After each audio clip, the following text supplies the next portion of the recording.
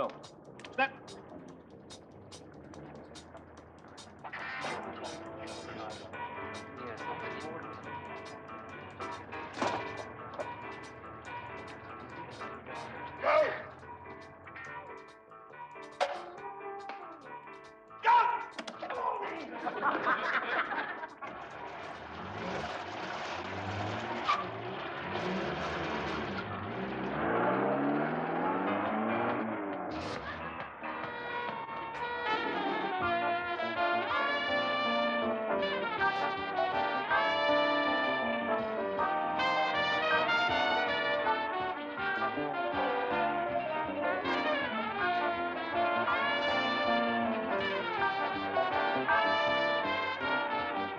Don't get me wrong, Mrs. Davis. I like hedgehogs. But you have to have a balanced viewpoint.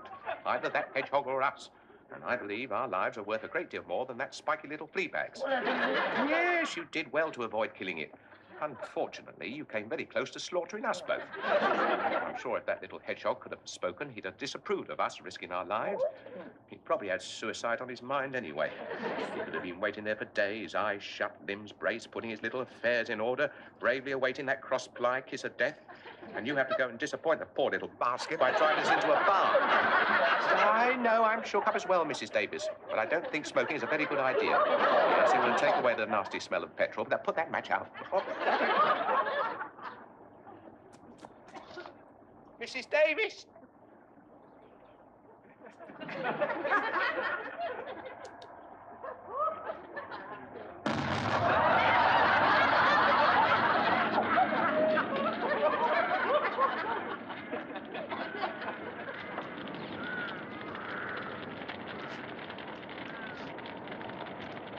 Could I have a light, please, Mr. Small? Swanee,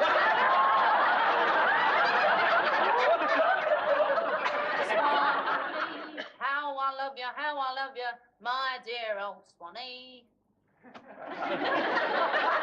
upon my knees, sonny boy, though you're... Oh, come on, boss, it ain't that bad. Have a giggle. Say something anyway. Know the way to the Labour Exchange, do you? This, the Leicester Small School of Motoring, man. It's for you, Buana, the bank. Dracula himself. Hello, sir. Oh, yes, it's nice to talk to you again, sir. Yeah, that? Oh, that was my secretary. My ex-secretary. 15 minutes. Yes, of course, sir. No trouble at all, sir. Swine. Right, where's my interview suit? Where you left it last, hanging up on the floor. Hanging up on the... Oh, that's marvellous, isn't it? My bank manager's going to be very impressed when I turn up dressed in this, isn't he? He'll fall over backwards to give me money. Oh, there we are, Mr. Small. Here's a wad of money. Get yourself a new car. And here's another wad of money. Get yourself a new suit next time you're in Oxfam. You could have at least hung it up. You've changed your mind all of a sudden. I seem to remember you saying your interview still ought to be crumpled and tatty. Taken me years, you said, to get it to that state of seediness. Look too smart, you said, and they think you don't need the money, you said. No, all right. Cut the memory act. I'll have to go in this. You better brush me down. Right. Have you seen my novel? Have I seen your novel what?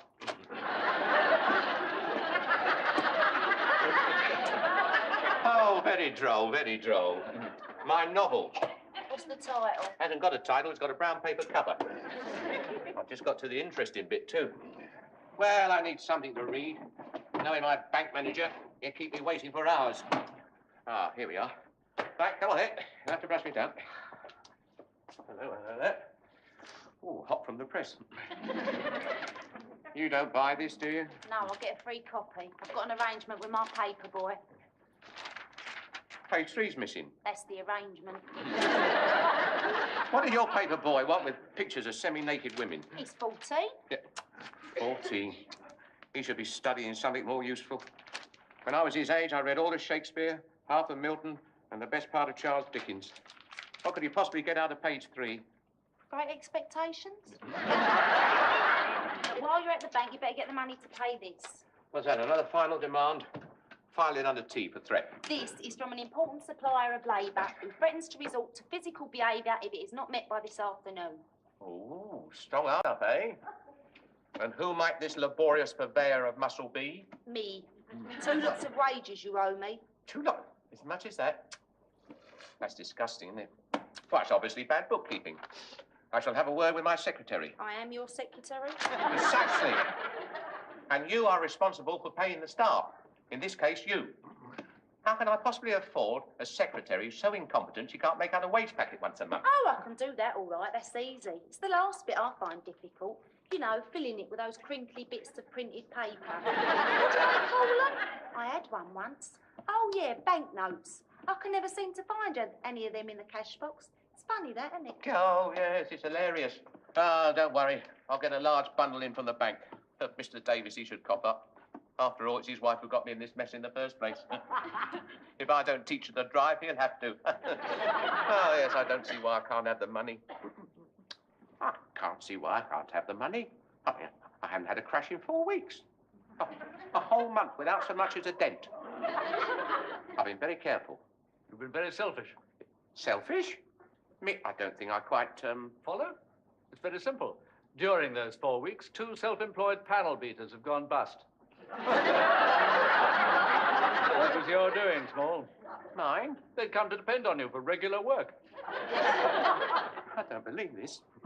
Do you fully understand how much this town is reliant on you, Small? Let me tell you what happens every time you have one of your weekly crashes. Let's go through it stage by stage, shall we? First of all, the police, fire, ambulance, and breakdown services are called out. They all use petrol, wear out their tires, consume lubricating oil, and so on. Are you with me? No, but you go on ahead and I'll catch up. Their clothes may need dry cleaning afterwards. They all have families, wives, children.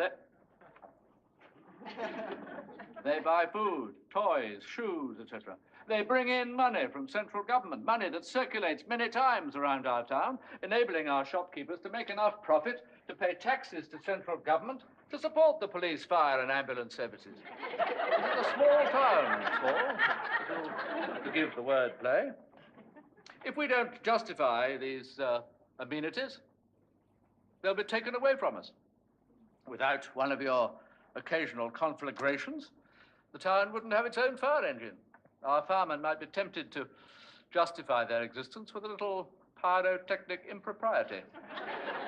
Come again? Arson. Our police force, likewise, might transgress a little in order to keep their cushy numbers, I believe is the current phrase. Then there's the cottage hospital. There's a limit to the number of fictitious epidemics those angels of mercy can invent to keep their jobs. One of these days, they'll go too far and let loose something really nasty, something for which there is no cure. You mean, Ever wondered why we get colds in summer? Even angels have to eat. You make it sound like a conspiracy. Thank you. That's the word I've been searching for. A conspiracy. Good, good. A conspiracy with you as its central figure. Oh, yes, you are an essential cog in the gearbox of this town. If you go bust, to mix a handful of metaphors, you bring down the entire fabric. Fewer people are now dependent on you for their livings. Panel beaters, car salesmen, scrap metal merchants, traffic wardens, purveyors of patent medicines. Everybody, in fact. From the printers of Get Well Soon cards to the manufacturers of 5-barred gates. Your fiscal demise would leave gaping holes in the yellow pages. Yours, Small, is the acceptable face of capitalism. So keep up the good work. Lead us all out of this recession. Oh, thank you very much, sir. 500? Yeah, but I've got wages and other expenses. I mean, that won't leave much for a car. You won't need much of a car. On past performance, it'll only need to last you a week. With your wife driving, will I last a week? That's what I ask myself. But I don't suppose that bothers you much, does it? Of course it does. You are a very valued customer. Valued at this moment at, well, anyway, a very valuable commodity. Me? You are what we in the trade call a tax loss. And no mean one at that. You see, there are many people who are prepared to pay a lot of money to ensure that they keep at a lower tax bracket. So many, in fact, that I've had no trouble in selling shares. Well, I mean, I can see that it's... Just a minute. What sort of shares?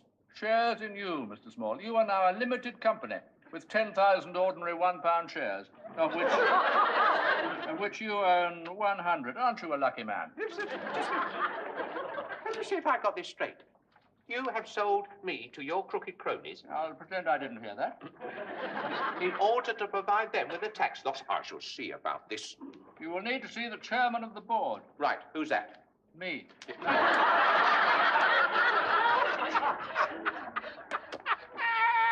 I like that. Very good there. Very good. Oh, dear. I must tell my missus that one. All I asked was whether I could hire a car. Oh, no more, Gummer. Crack a rib. Hire a car indeed. Very droll, very droll. Do I take it you refuse? How about if I bought one? Anything particular in mind? What can you offer? What can you pay? Well, Mrs. Davis, who crashed my car, you see, now her old man is my bank manager, so I reckon I can go up to, £200. I've got just a thing here, Gov, a good, solid, reliable motor owned by two little old ladies who use it for going to church on Sundays. Quality British engineered at its best. Low mileage, just over a quarter on the clock. What, quarter of the way? No, £250,000. None of them airy-fairy kilometres either. No, pre-common market this was when a mile was a mile. None of that 5/8 of sod all stuff to try and palm us off with nowadays. No, a good, honest Christian mile was good enough for this motor. Don't use metric petrol neither. Fill it up with gallons. Don't go messing about with litres, it won't run properly. It's used to gallons. Gallons of good old British one-star. Gallons of it. Well, not that many gallons, really. I'd say more than 30. 30? Yeah, Grand Tour this was. Used to do the Grand Tour. Needed a big tank for running around Europe because the French don't have many petrol stations in them days. Exactly how old is it? Now, that'd be telling, wouldn't it, Gus? I mean, this car is a lady among motor cars. I mean, you wouldn't ask a lady her age, now, would you? Just as long as she's up to it, who cares, eh? Gallon, eh? Yeah, that's an advantage. You can do 300 miles before you need to fill it up again. Oh, I see. Oh, that's it. Is it 300 gallons divided by 30 equals, That's 30 exactly. But, yeah, it's very good. That's bloody miraculous. I'll buy it. It's yours. Now, let's get back to the back of the price. Tell you what I'll do. Straight line, bottom price, no messing. Agreed? Agreed. Can't say fair in this. Cutting my own throat, but I want to save your valuable time because I know you want to get your hands on this beautiful car as soon as possible. 500. 500? Did I say 5? Hush my mouth, slip of the tongue. 3 was what I had in mind. 5 and drive it away. Well, I've only got 200. That'll do.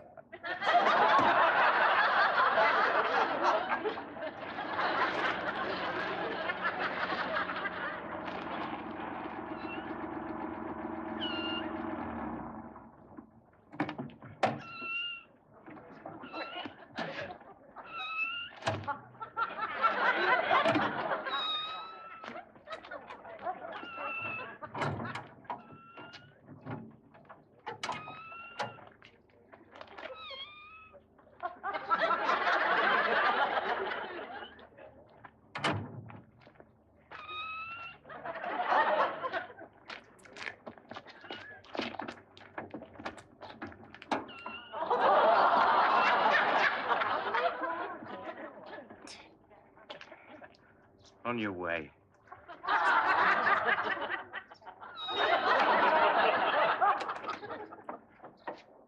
Hello, dear. It is I, your husband, Robert Redford. Yoo-hoo, Sally. Sally. Sally. You. What's this, the Marie Celeste? A note. Dear Lester, decided to end it all. Have sent the children to the orphanage and strangled the cat. P.S. Your dinner is in the dog. Sally. P.P.S. Joking, really. We do not have a dog. Gone to the shops, back in a minute. P.P.P.P.S. Please take the chicken out of the oven when done. Done means brown, not black.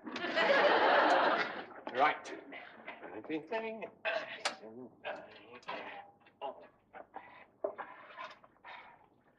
Did you hear that? You're supposed to turn a nice gold, crispy brown. not lie there pale and anemic in a puddle of gravy. So get crackling.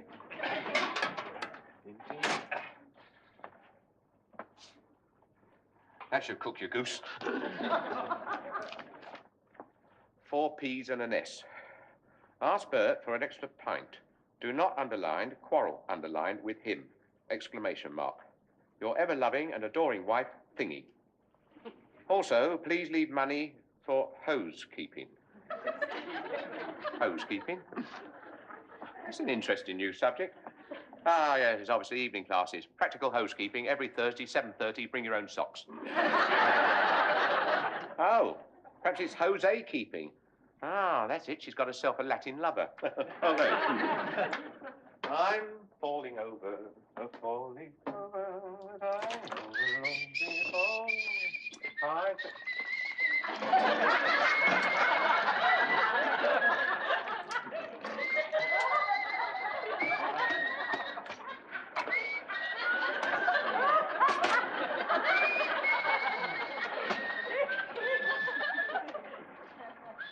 You're a bit old for an au pair, aren't you?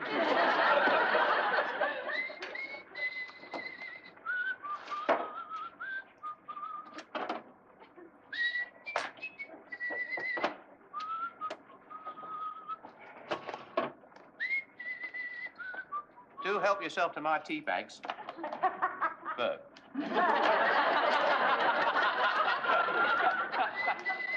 Do help yourself to my sugar. Bert. Well, at least the milk is... No, don't tell me. Bert. Anyway, that's my mug. Bert. I don't take sugar. I take umbrage.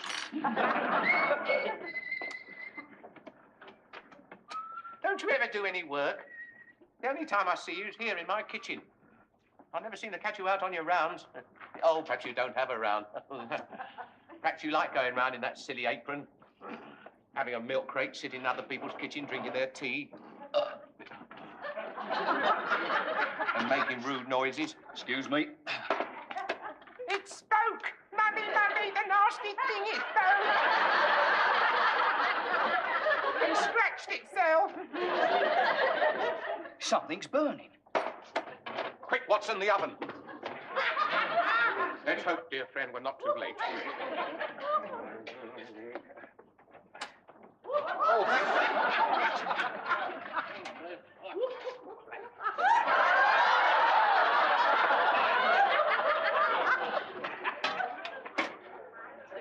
Burnt to a cinder.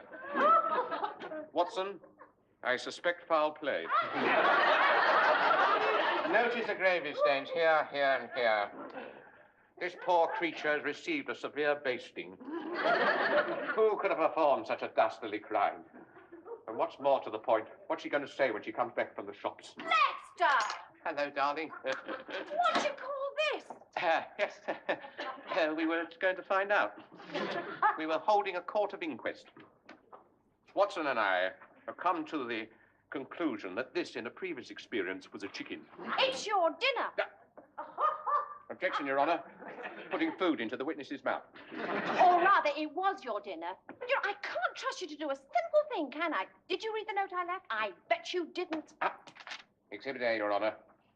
The suicide note. Exhibit B, the murder weapon, as used by the accused. Who abused? To batter her husband to death Not the face, not the face. For failing to carry out a simple chore, also used to extort money for housekeeping. Housekeeping? Is that what it was? I thought for a moment you developed a sock fetish.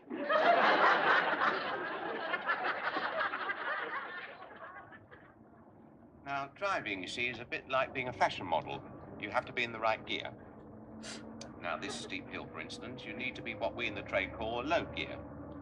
What gear are you in? I'm third gear. Right. Well, change down to second. Sorry, Mr. Small. I said a fashion model, not a stripper. Don't go a bit too fast, so touch the brakes. The brake, the middle pedal. Yeah, I'm trying to. The one next to the clutch. I'm trying to. Well, That was touch useless. it. What? The brakes have gone. Gone? Well, if they're gone, there's no point in looking for them, is there? It's all right, it's all right. We slow down. In fact, it's very good exercise. What do we do now? Right? In the event of a primary brake failure, we apply the backup system, right? Reverse. Yeah, the brake, the handbrake. Where is it? I can't find it. Ah. Mr. Small, I can't find it. Where is it? No, that should we? I mean, always find out where the controls are, especially when you're in an unfamiliar car. I mean, there's no point when you're racing out of control with no brakes to suddenly discover you don't know where the handbrake is. It's all right. It's speaking. Where? Well, somewhere. I see, it's not there. Well, where the hell is it? It's all right, it's over here. Pull it, Mr. Small. I am pulling Pull it. it! Oh, that's marvelous. Oh, that is marvelous. Stop. Oh, Mr. Small, what are we going to do? Mr. Small, what are we going to do? Repeat after me. The Lord is my shepherd. The Lord is my shepherd. I shall not want. He maketh me to lie down in green. He maketh me to lie down in green pastures.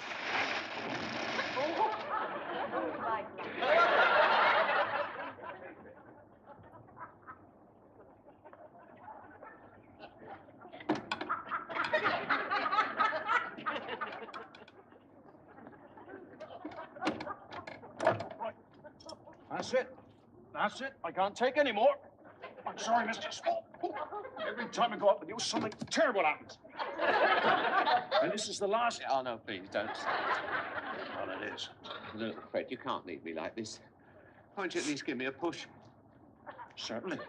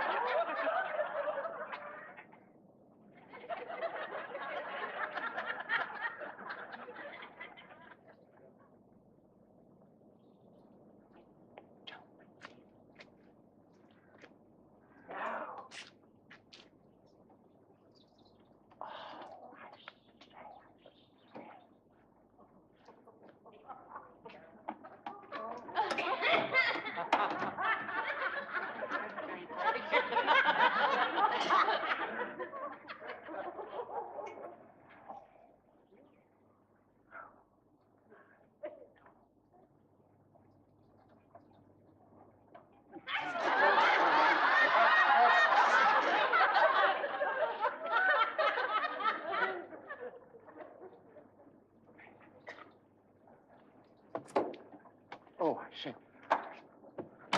Do, please. Excuse me, I'm so very sorry. It's my fault. Well, I just pressed the brake pedal. Well, of course, you know that, don't you?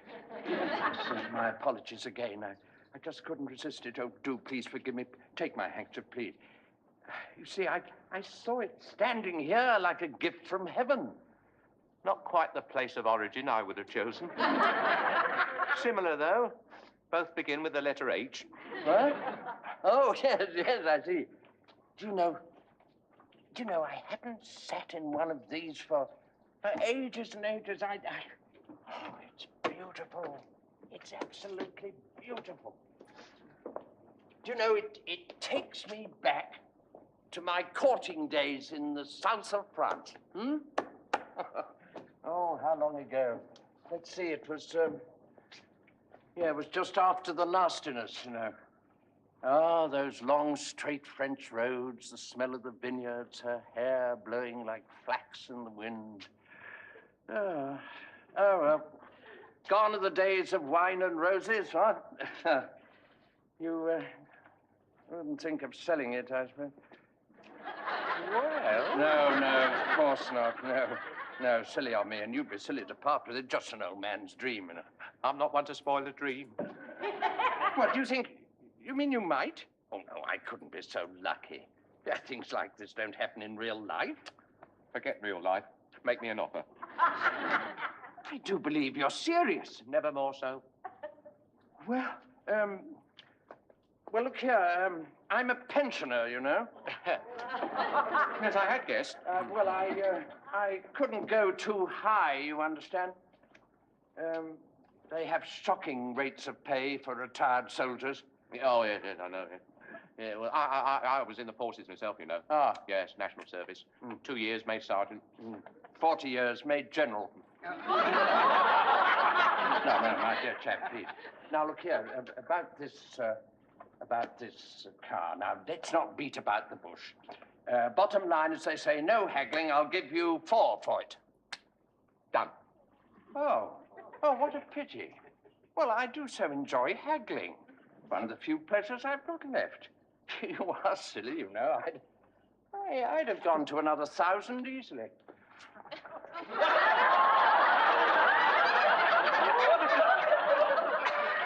Another what? 1,000. I'd have given you 5,000 if you'd pushed. Still, too late now. We've agreed. No, I can't do it. I must learn to keep my big mouth shut. All right. £5,000. No. You see, I only paid 200 for it, and I couldn't possibly ask for any more. You are a silly man, aren't you?